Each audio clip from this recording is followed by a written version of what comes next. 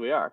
Awesome. Well, thank you everyone for joining. We'll get started in just 2 minutes to wait for the rest of the attendees to join. And yeah, appreciate you all making the time. Show it.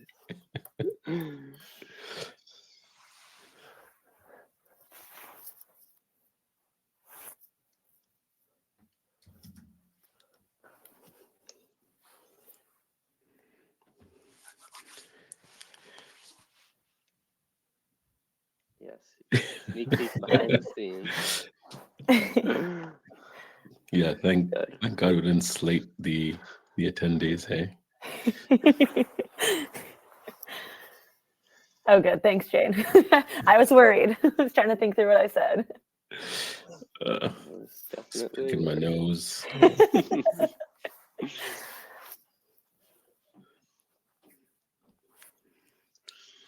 Awesome. All right, we'll just get started in 1 minute.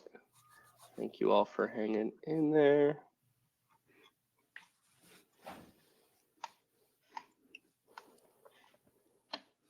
I feel like I'm always a late comer too. I'm like a 2 minutes late sort of person. Mm-hmm. Perpetually. Yeah, I've told myself I should always arrive 5 minutes early, but I'm not sure. Maybe it's the Kenyan in me.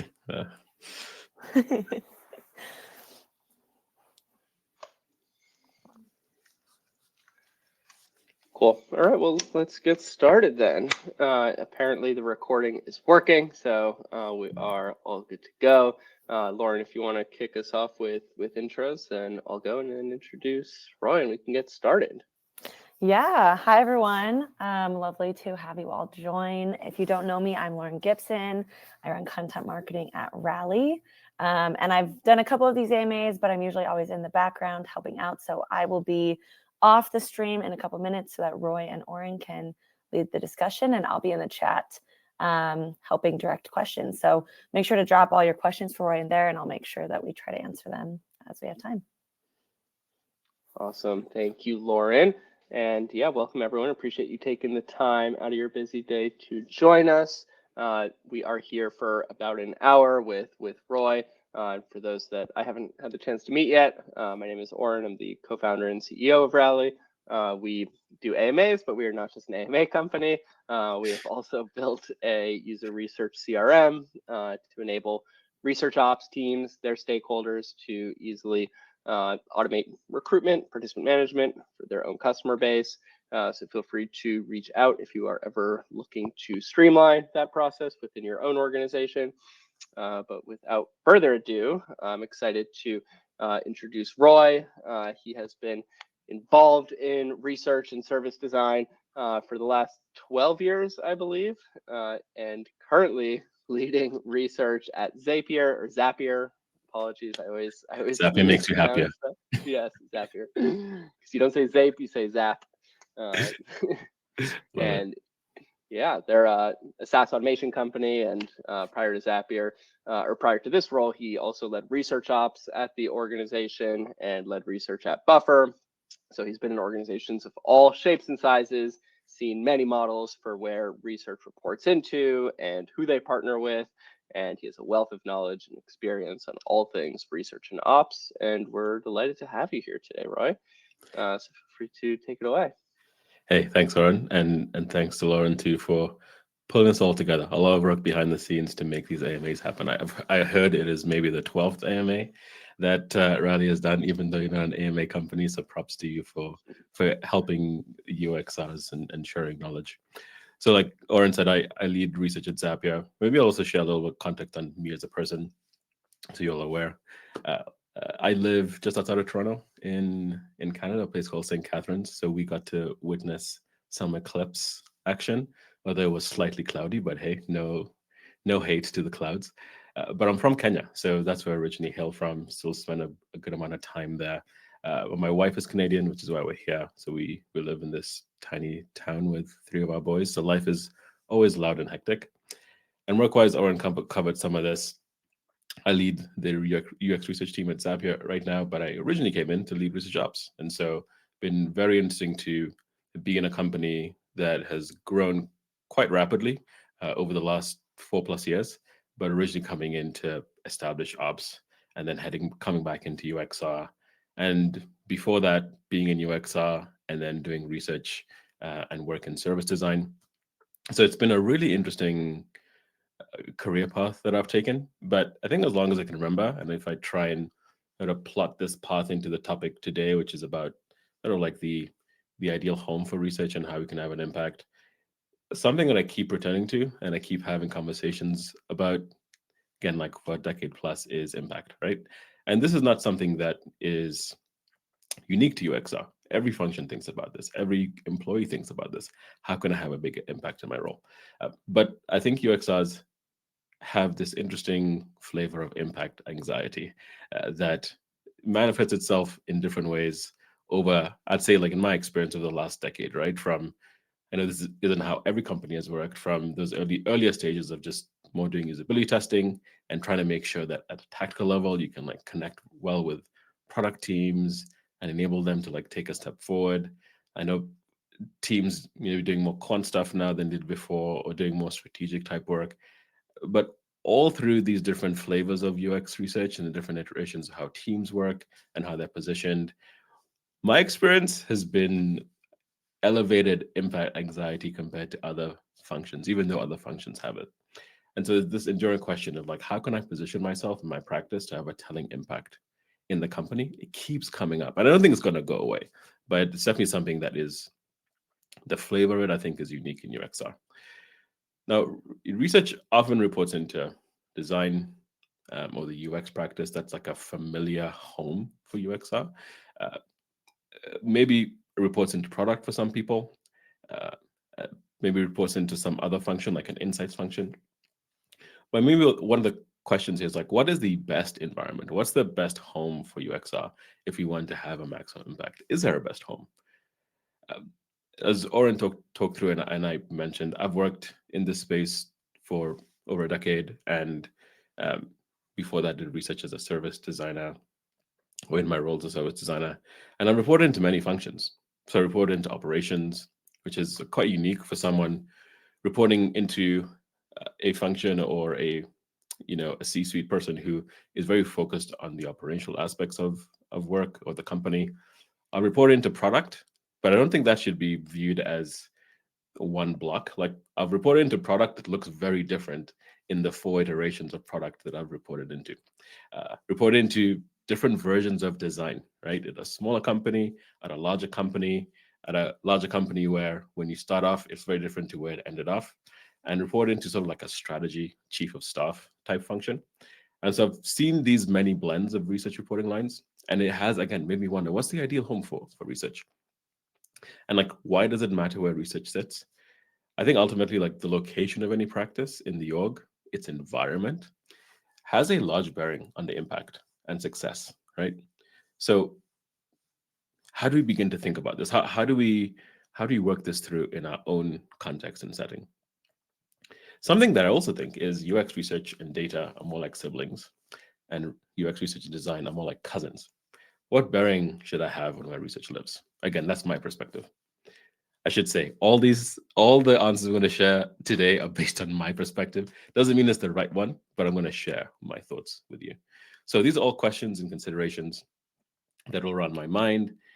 I think about, and through my real life experience, hopefully this sets up a useful foundation for what we're going to talk through in the AMA today. So excited to dive into your questions, engage with you all as we all sort of work through the ideal home for maximum impact for UX research. Awesome. Thank you for the great intro, Roy. So what we're going to do is quickly jump into the poll, the first active poll right now, which is, where do you currently report into?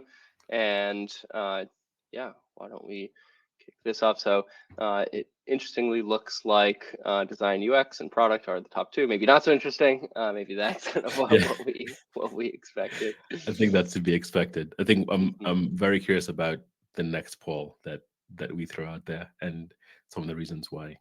But I think maybe an expected result here. Where would you like to report into? All right. Oh, that's shifting. I guess it's shifting as folks vote here. But yeah, I'd love your thoughts of like where you'd like to report into. That'll spur some thoughts of like why, right? In your context, why is that the right spot?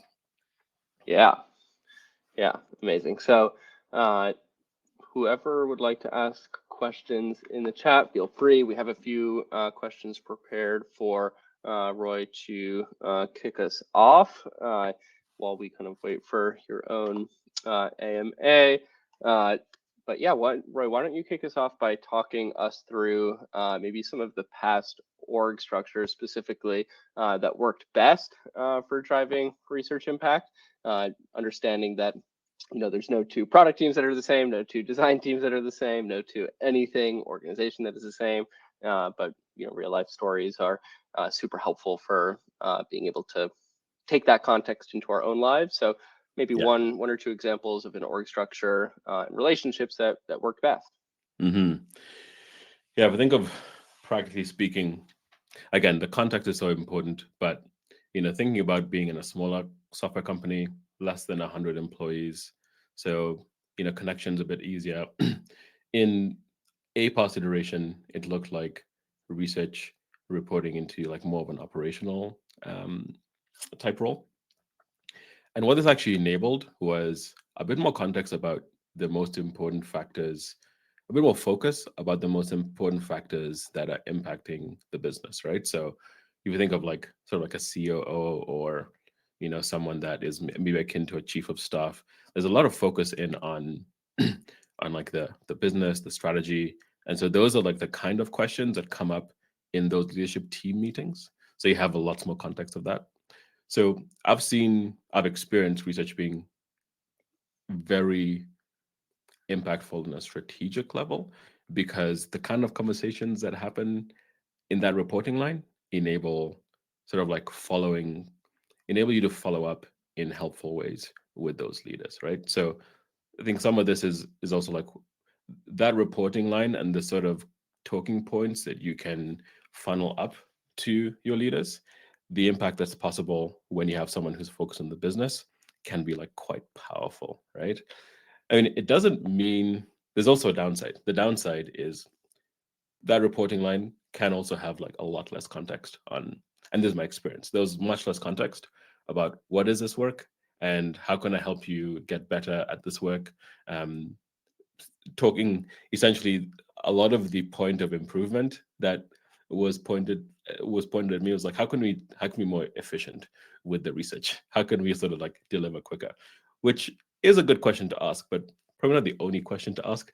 There's also questions about like, how can we be more effective? How can we focus on the types of problems and questions that are gonna be sort of enable us to have a bigger impact on the UX. But I think like in that example, you have a situation where maybe not as familiar based on the results we're seeing, not as familiar reporting into like operations, but there's something about someone who's like laser focused on the business, where if that's the reporting line, it enables you to be more aware of that and speak to that more directly. So I think that's like maybe an example that is quite different from what we see with our results with the folks here. Yeah. Wonderful. Yeah, appreciate that. Aligning yourself with the strategic decision makers, always critical and important. Wonderful. Well, let's go to our first question here.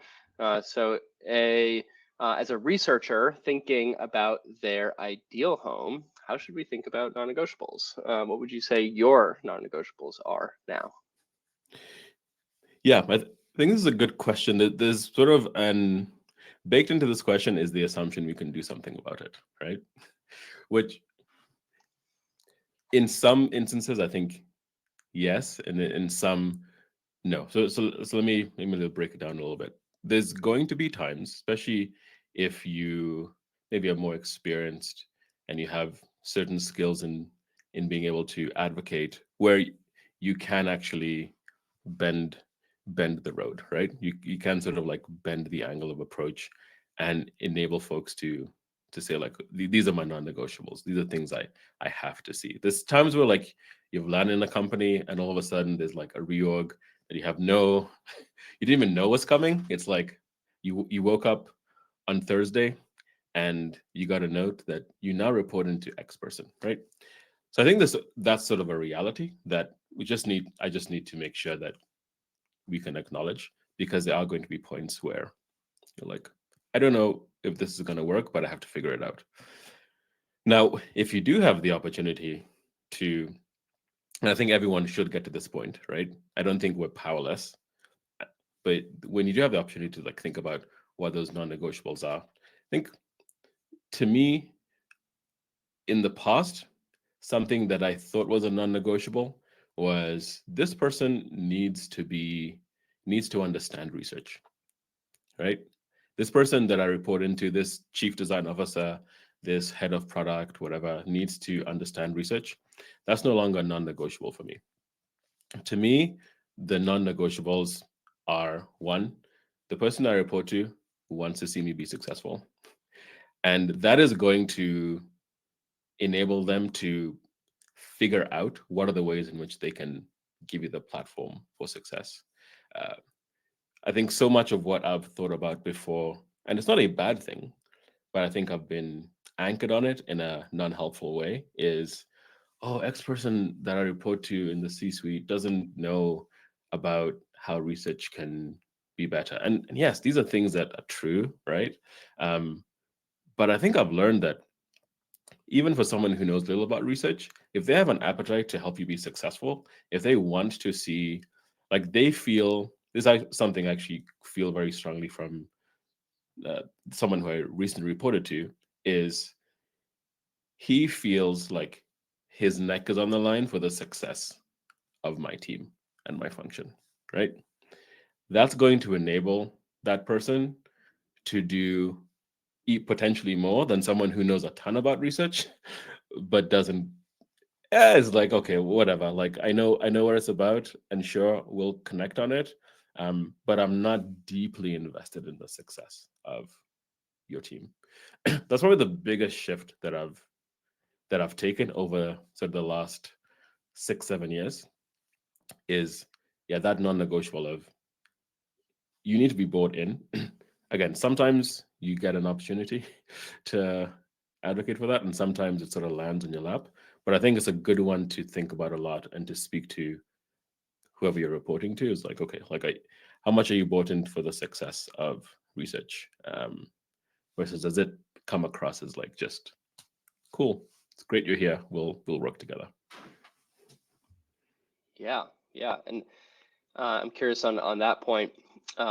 How have you kind of built research champions, so to speak, from a higher level when maybe they don't know much about research, but that you still have that end goal in mind of wanting them to put their neck out on the line. How have you managed up in that sort of situation? Like, if I think of the one experience at the last company I worked, Buffer, it actually came down to just delivering strong work that made that person look good, right? So if a researcher or research team can be so focused in on like the most important areas in the business that there's risk, or we can add value, and can turn around work that is compelling and strong, and of course build that connection with stakeholders, make sure you can follow up, and make sure the work is actionable, like, ultimately making someone look good because their function is doing well. um, Maybe it sounds a little crass, but every single person, whether they're the most junior person or the most senior exec, they want to look good. They want to have an impact. They want to make sure that, like, what they deliver is beneficial to the company, right? So in that instance, like, and it was a smaller team, but that was a big step that sort of like helped to shine a different lens on research and go, okay, like, there's definitely something here where I can see the impact that you're having, and it translates to the impact that our team is having. Um, that's how I've seen it work out. I'm sure there's other ways to do it, but yeah, that's one example that stands out to me. Amazing. Awesome. So yeah, we can maybe go on to the next question here. Playing off the poll, where do you think is the best vertical for research ops to roll up to? Yeah, I've seen research ops obviously reporting into UXR, reporting into like a design ops function. And I've spoken to people who've had research reporting into sort of like a broader operational function, not just design ops. And I'm not sure what this looks like. I think maybe I'm going to do that horrible it depends thing, but I do think it does depend on like what the goals and the iteration of research ops in your context, right?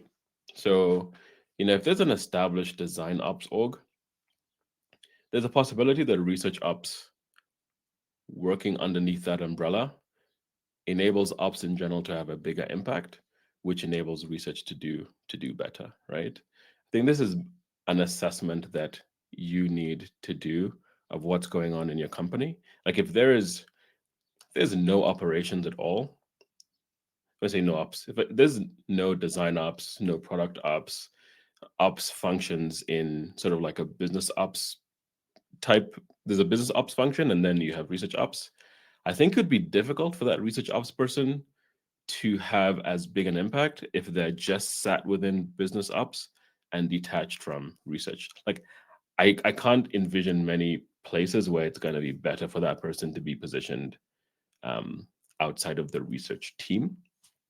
So I think there's like some context to figure out is what does ops look like outside of research? What's the maturity of research in your org? Like, is this like a one-person research ops team? Is this like a big research ops team?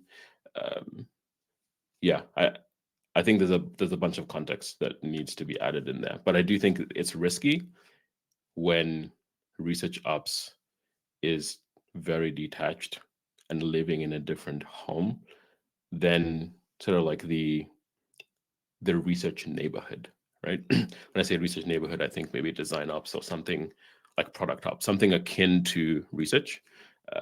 I think that's the point where I'd say you've got to make sure that the kind of work you're doing and the ways in which you're working are both going to align with what research needs to be better and what the business needs to be better. Mm-hmm. Cool. I think it would also maybe be helpful, given have you seen different types of org structures before, to understand how research ops best collaborates, or what the dynamics look like between research ops and then their counterparts on design ops and product ops, and kind of like how to make the most of that while also still being super involved with research, of course. Mm-hmm. I think where I work now, I've seen over the years a good alignment, or at least a positive alignment between things like engineering ops, product ops, design ops, research ops. So like having their own space to talk through what are the problems that we're seeing, what are the areas that we're focused on right now, what are the things that you're doing that I can piggyback off of. I don't have to start from scratch. I can just use a framework or a tool that has worked in this company that is probably more likely to work in another part of the company because this is how it works at in our company. So I think that's been because we've not had a situation. I've not been in a situation where all of ops is like one glob and they report up to, and when I say all of ops, I include like engineering ops and not engineering ops on the more technical side, like sort of thinking about folks who do like agile and like agile coaches, that sort of thing. So I've not seen that in an official function. I've seen them loosely coupled and just working together and connecting together frequently to make sure that one, there's awareness of the work that's going on and we don't do any redundant work, or we can piggyback off what's worked best. So yeah, like that's been my experience of it. I know there's others I've spoken to who maybe are in larger orgs. This definitely works differently if you're like in a Google, Facebook, Microsoft, like that's a scale I haven't seen. And for us, it's a scale that most of us are not going to hit. So it's it's useful and helpful, but probably also not something that's going to be applicable to us, even though I think there's principles we can take from their experiences. But I've seen that work quite positively in our context. Awesome. Great, super helpful. Let's jump to the next question then. Are there specific stakeholders that you would suggest leaning on to advocate for research initiatives / growing research teams to leadership? So how?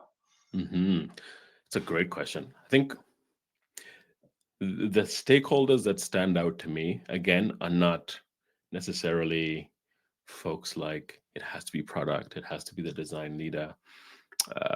Of course, if it's an insights leader, you assume that they're going to be advocating. If you have an insights person who's really high up, I think like one of the areas to think through is like, who's driving a lot of impact, or who has influence in this org. This can actually both be folks who are strong ICs or folks who are strong in their leadership positions. So let me think through this practically. Like when I joined Zapier, there was an individual who actually eventually ended up joining our exec, but has since moved on to other things. And he started off in data, and over time just realized, wow, this person has like a ton of influence. They, for some reason, get to speak to the chief product officer a fair amount. When their reports come out, it's like, well, everyone's reading it, right? Everyone's relying on this thing. That's someone isn't a non-obvious person to connect with, because they're not in the C-suite, they're not like this senior director of whatever, but they have a lot of influence, right? And their findings are tapped quite a bit, right? So that's the kind of person that maybe in an IC role is someone you can try to identify. So a question is like, who are the ICs, the individual contributors within your org that have lots of influence, right? That people pay attention to when they speak. And similarly, I think in your context, I think it was stakeholders that you can lean into. There's probably two things. One is who has influence but is not ridiculously busy and is open to connecting. And I think two, who has like an appetite for research and an openness to research that would enable easier conversations for advocacy, right? And I think, yeah, again, there's maybe a theme coming up in this convo, and I think in many research conversations is there's no one answer for a bunch of these things.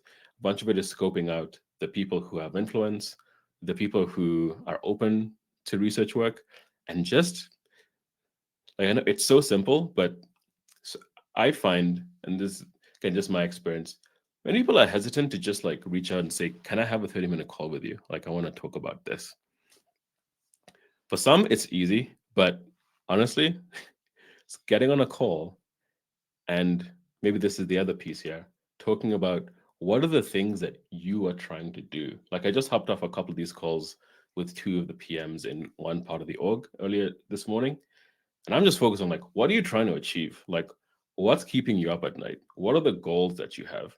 Because that's going to give me a platform to be able to say, hey, like this is a way in which research can help with that, right?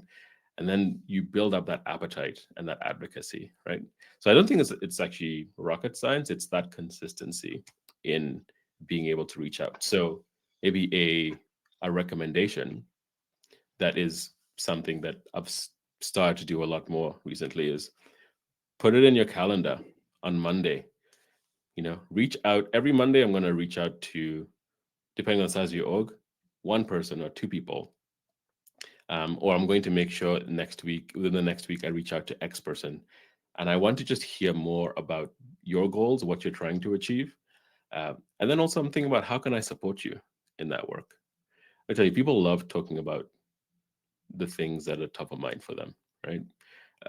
So I think this is like a tactic that is quite simple, but being consistent with it is more challenging.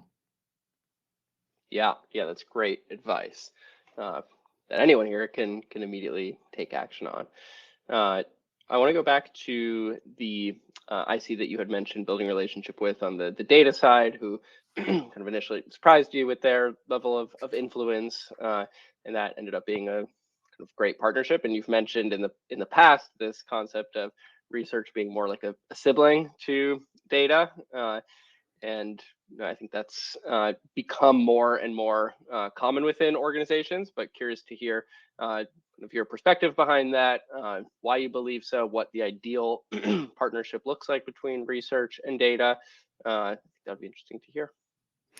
Yeah, no, I definitely, I've thought about it for a long time, and yeah, UXR and data are siblings, UXR and design are cousins. And sometimes you end up living with your cousin, and it's all good.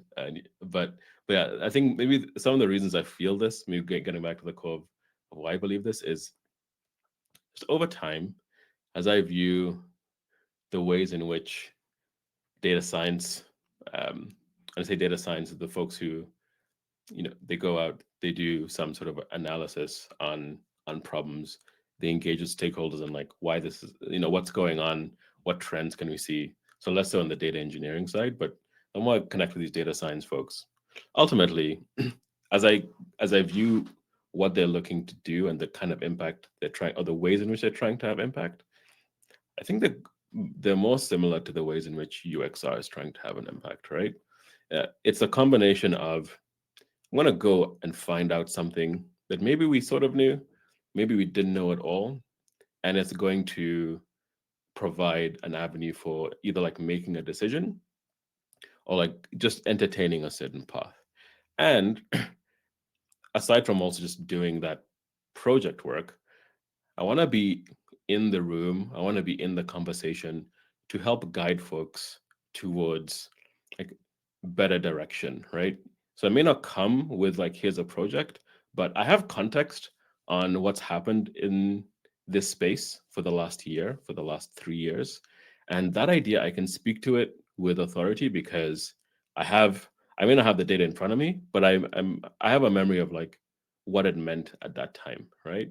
So not only doing that delivering work, but in the conversation, being able to provide context, provide expertise that can provide clarity, right?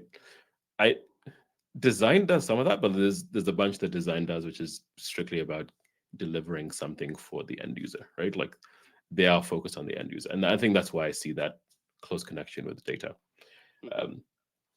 So it doesn't mean that UX and design are conflict.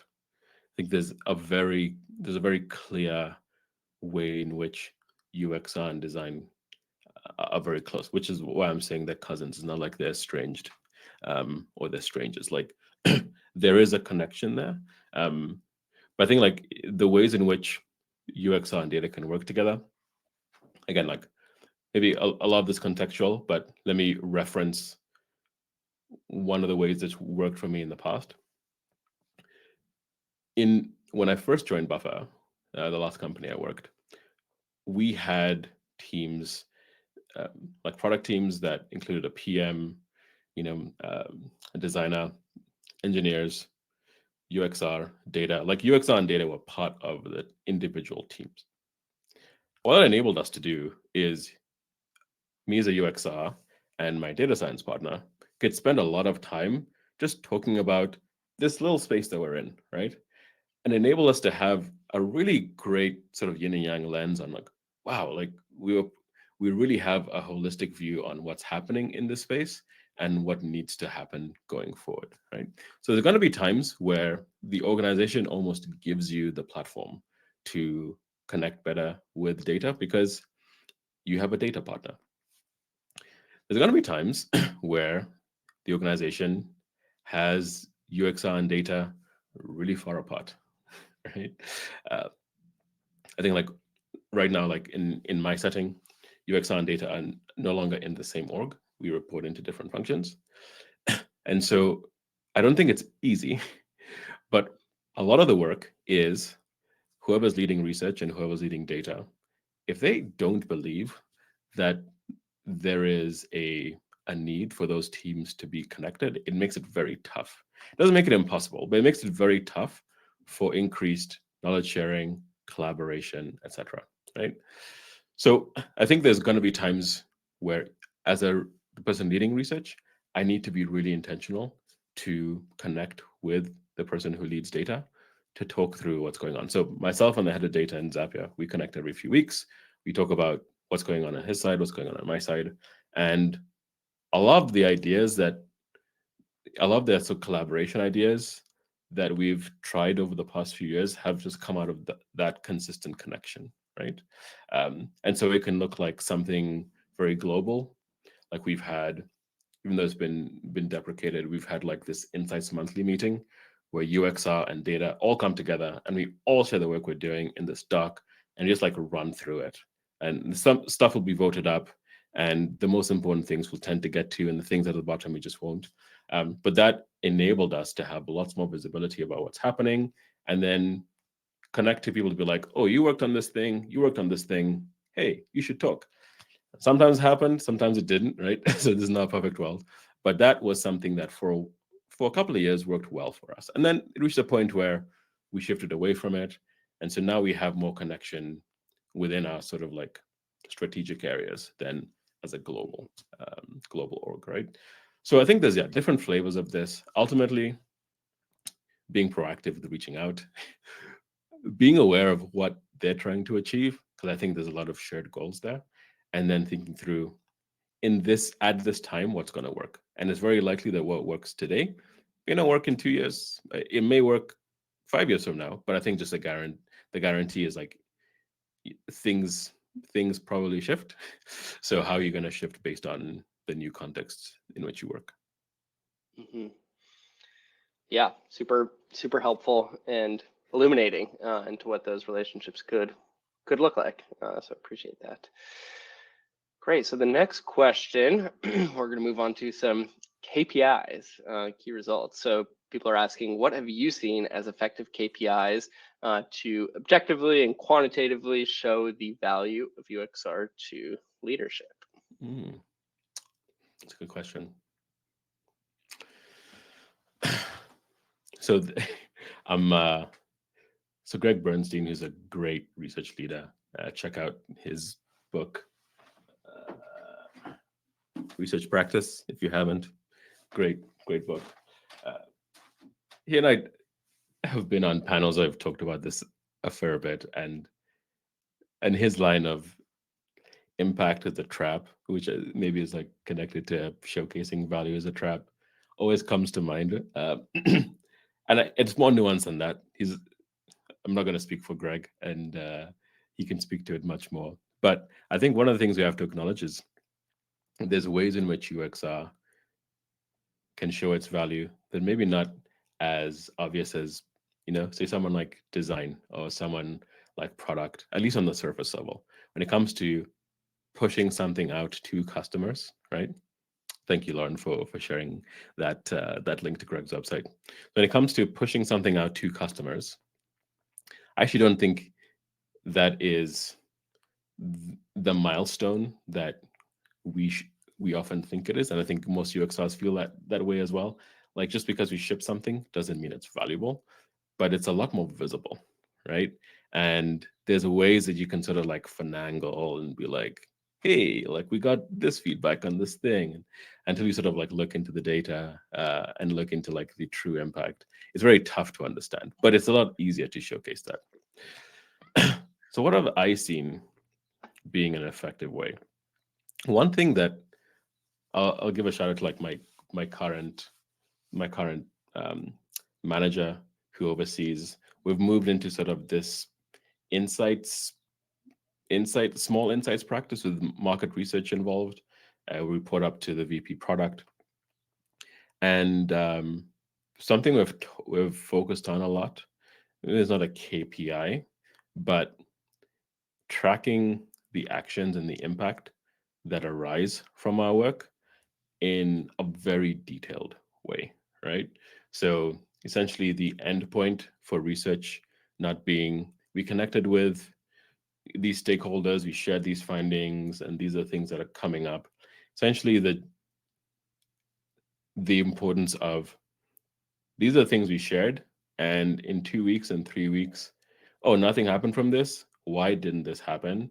And then being able to like bubble that up to leadership. That's like definitely a new thing, especially like the level, like it's a lot more precise and a lot more, I don't want to say the forceful is in the way, like there's a lot more precision in those follow-ups, right? So what our VP product has talked about a lot is, everyone having a skin in the game.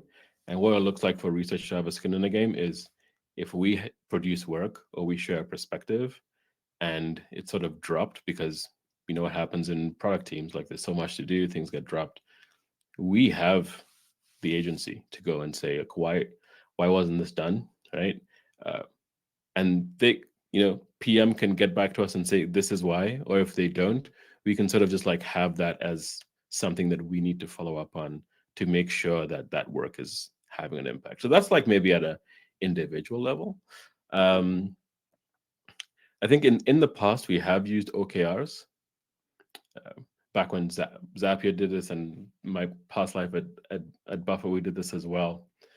I think some of what's tough with OKRs sometimes is often the impact of research can be a long time down the road. And so being representative of, this is a result that came out of this.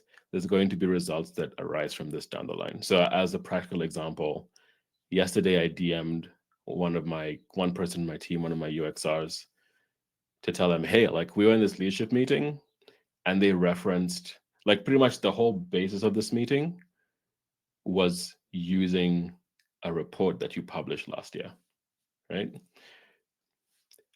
Last year, there's no way that he could have known that this was going to be a thing that was referenced in a really important conversation about a key part of our product, right? But that was a basis that was like the jumping off point for this entire chat, right? So how have I seen effective KPIs or KRs used? If I'm honest, I don't think I've seen them used to the extent or to the full potential in UXR because of some of the downstream impact that can happen from our work. I do think there's some things that are helpful, right? So being able to, especially when you talk about project work, being able to showcase that, yes, this is the work we slated for this quarter, this is what we delivered, this is some of the impact we've seen. So I have seen success there in terms of awareness of the work, showing leadership that like, hey, here's what's happened as a result of this. The only piece that I think is tough is there's often downstream effects that are tough to represent within that quarter, right? And so that leaves off a whole bunch of the impact that research is responsible for that we can attribute to research. So if I think, is that effective? Yes, it can be effective in showcasing that we have delivered, but I don't think it's effective in showcasing all the impact, right? I think this is where I'd say if there's people who are attending who have seen this work really well, I'd love to get your input, and even maybe from larger orgs. I do. Again, this is not me saying that I haven't seen OKRs be useful. I think usefulness is maybe the difference between usefulness and maximum potential is that gap that I see. But I'd love to know if others have seen them used in a more effective way. This could just be a me problem. No, I think it makes perfect sense. I think we're all working on it in terms of trying to figure out what the best things are to measure. But to your point, there are intangibles, and it's amazing that story that you mentioned that a researcher was able to, at least they knew that their insights were used even a year later. Because I bet sometimes that happens and they never find out that their insights were in discussion. Oh yeah. Mm-hmm. And to your earlier point about research having skin in the game, I think that's fantastic, and aligning incentives and making sure to the best of our abilities, that every piece of research that's created gets actioned upon, whether it's a decision not to make a decision or a decision to make one. All of it has impact as long as it is used within conversations and decision making. Perfect. Can I quickly shout out a comment here that I think is really helpful? Like, forgive me if I pronounce your name wrong, Stessi. Not conflating the visible with the valuable is a constant organizational struggle. Like, 100%. Yes, I think this is like an issue that we face as UXRs, because it does take a while sometimes for the work that we do to like really land and to be, to be tangible. And I think that's where, we, in the places that we can see, the onus is on us. Oh, I'm glad to hear that. Good pronunciation. The onus is on us as leaders and as UXRs to like follow up on these threads and make sure that, yeah, like we can see that impact as much as possible. But it is a struggle, not only within UXR and other spots too. Like, I speak to folks in support.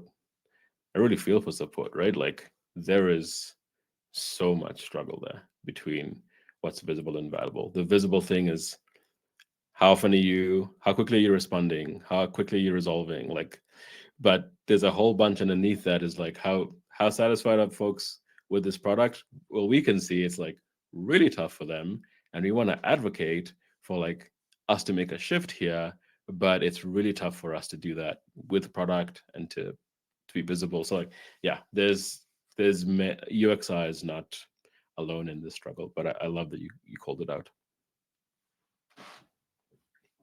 Wonderful. Yeah, that's definitely a quotable moment there. So we can take a screenshot of that. Beautiful. So next question here. What are your thoughts on why some organizations embrace user research and others are so resistant to it, no matter how high quality it is?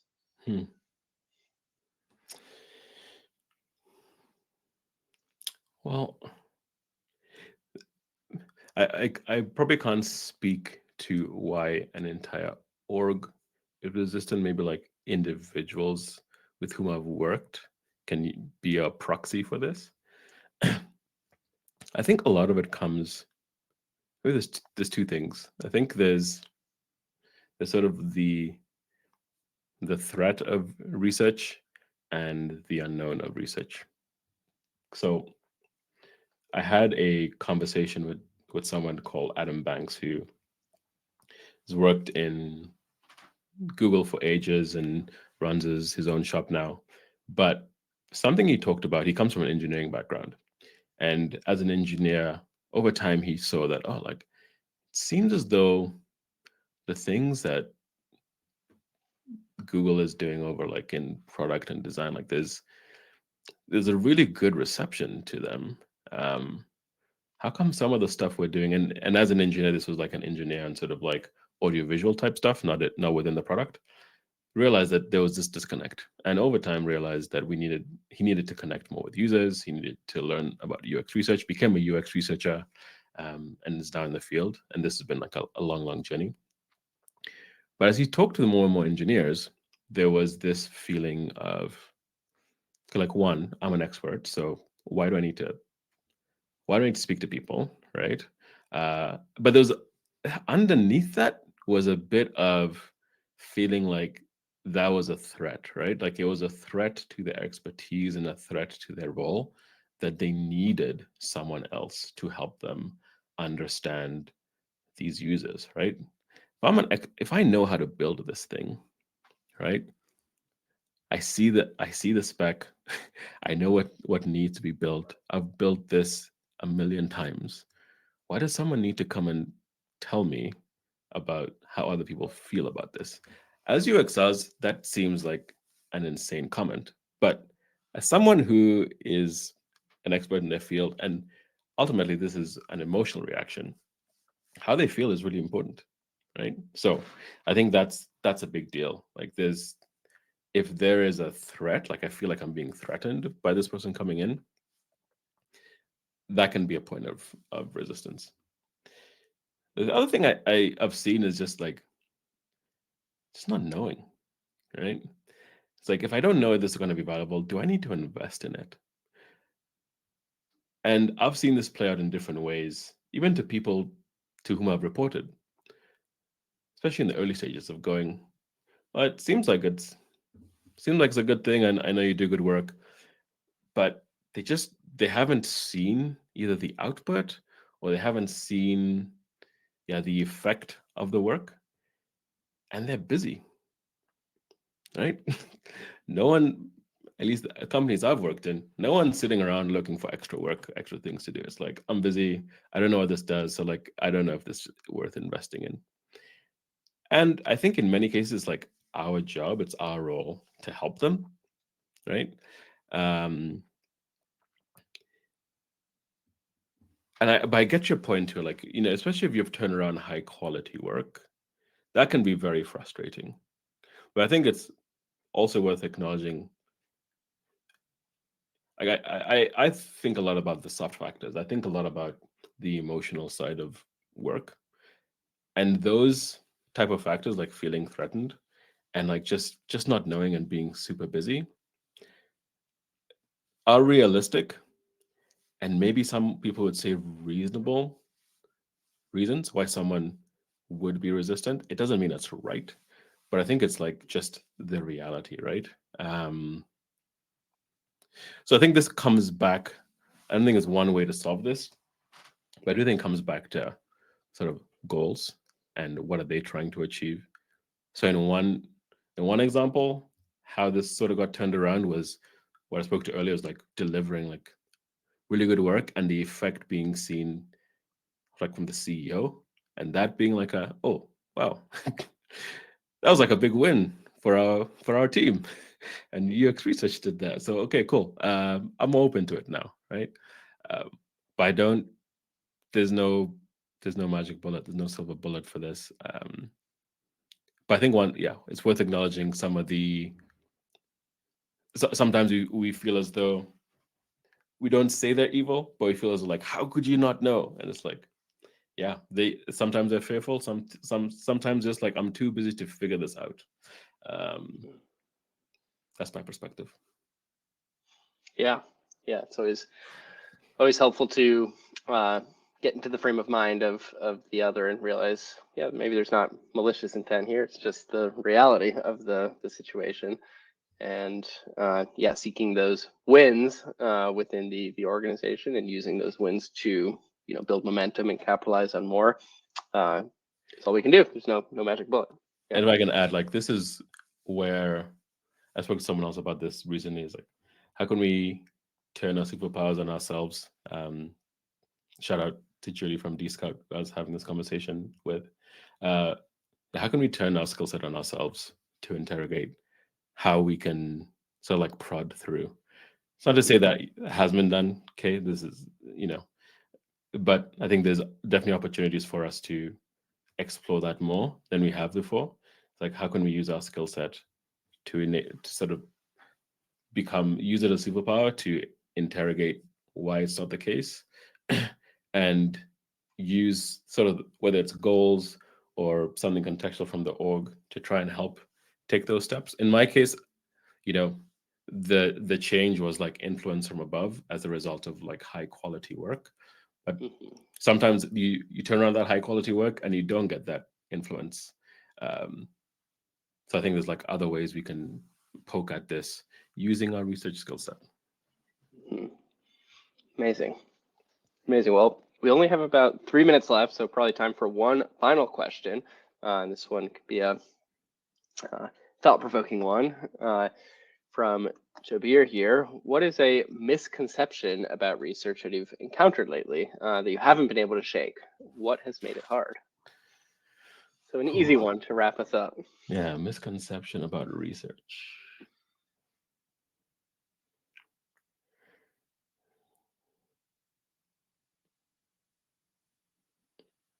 Maybe not a misconception.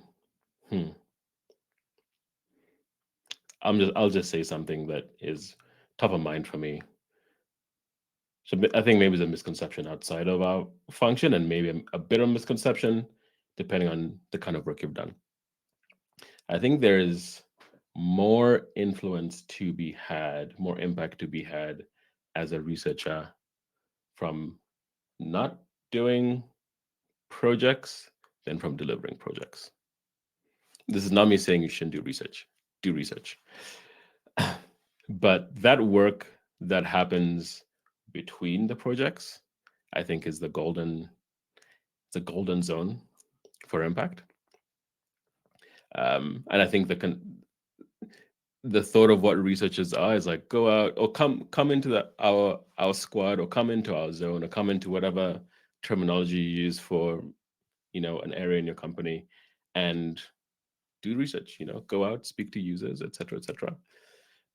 And I think that work is important, and that work is a bedrock, but it's not. I don't think it's how we get the most impact. I think how we get the most impact is like after that work is finished, and we're tying together threads from that work and the work of other people, especially as the organization grows. Yeah, I think that's a misconception, maybe even within our practice that's prevalent. But yeah, that's what comes to mind for me. Amazing. Well, an hour flew by. Thank you very much, Roy. Super insightful, awesome questions that popped up, went in lots of fun different directions. Yeah, just super appreciate your time and your thoughtfulness, willingness to share your experience, and yeah, thank you. Yeah, I think it's a pleasure. All right, goodbye, everyone.